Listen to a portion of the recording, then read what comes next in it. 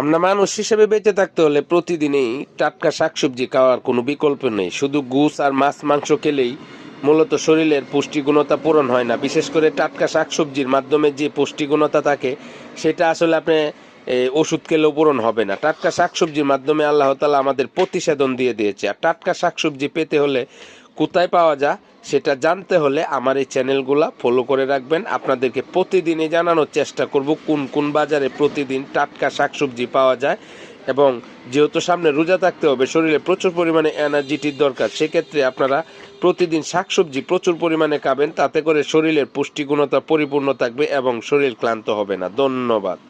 আমরা মানুষ হিসেবে বেঁচে থাকতে হলে প্রতিদিনই টাটকা শাকসবজি খাওয়ার কোনো বিকল্প নেই। শুধু গুস আর মাছ মাংস খেলেই মূলত শরীরের পুষ্টিগুণতা পূরণ হয় না। বিশেষ করে টাটকা শাকসবজির মাধ্যমে যে পুষ্টিগুণতা থাকে সেটা আসলে আপনি ওষুধ খেলেও পূরণ হবে না। টাটকা শাকসবজির মাধ্যমে আল্লাহ তাআলা আমাদের প্রতিষেধন দিয়ে দিয়েছে। আর টাটকা শাকসবজি পেতে হলে কোথায় পাওয়া যায় সেটা জানতে হলে আমার এই চ্যানেলগুলো ফলো করে রাখবেন। আপনাদেরকে প্রতিদিনই জানানোর চেষ্টা করব কোন কোন বাজারে প্রতিদিন টাটকা শাকসবজি পাওয়া যায়।